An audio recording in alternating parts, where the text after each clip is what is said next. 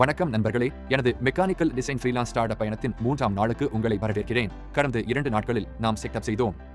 இன்று நான் எப்படி வாடிக்கையாளர்களை தேடுகிறேன், எனது முதல் லீடை எங்கே முயற்சிக்கிறேன் என்பதை பற்றி நடைமுறையில் பகிர்ந்து கொள்ளப் போகிறேன். ஒரு ஃப்ரீலான்சர் மெக்கானிக்கல் டிசைன் இன்ஜினியருக்கு வாடிக்கையாளர்கள் எங்கே கிடைப்பார்கள்?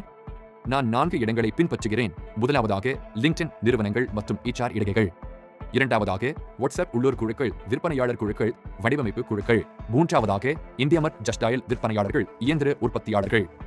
நான்காவதாக அப்வர், ஃபைவர், ஃப்ரீலான்சர் போன்ற ஃப்ரீலான்ஸ் தளங்கள். இவர்கள் அனைவருக்கும் வடிவமைப்பு, வரைதல், மாடலிங் மற்றும் விவரக்குறிப்பு தேவை உள்ளது.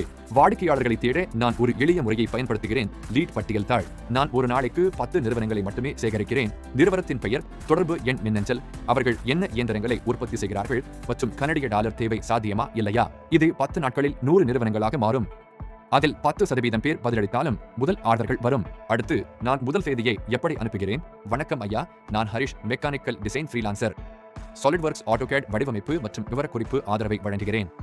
உங்கள் நிறுவனத்திற்கு ஃப்ரீலான்ஸ் வடிவமைப்பு தேவை இருந்தால் நான் ஆதரவளிக்க முடியும். எனது போர்ட்ஃபோலியோ இணைப்பை இங்கே காணலாம். நன்றி ஐயா. முதல் 10 செய்திகளை அனுப்பினால் 8 பேர் பதிலளிக்க மாட்டார்கள். அது சாதாரணமானது. ஃப்ரீலான்சிங்கில் நிலைத்தன்மைதான் முக்கியம். தினமும் 10 செய்திகளை அனுப்பினால் ஒரு வாரத்தில் முதல் பதில் கிடைக்கும். ஆகவே நண்பர்களே, இதுதான் எனது 3ஆம் நாள் வழக்கம். வாடிக்கையாளர்களை தேடுவது, செய்திகளை அனுப்புவது, லீட்களை உருவாக்குவது. 4ஆம் நாளில் நான் எப்படி ஒரு தொழில்முறை மேற்கோளை தயாரிப்பது என்பதை பகிர்ந்து கொள்ளப் போகிறேன். சப்ஸ்கிரைப் செய்யுங்கள். நாளை பார்க்கலாம்.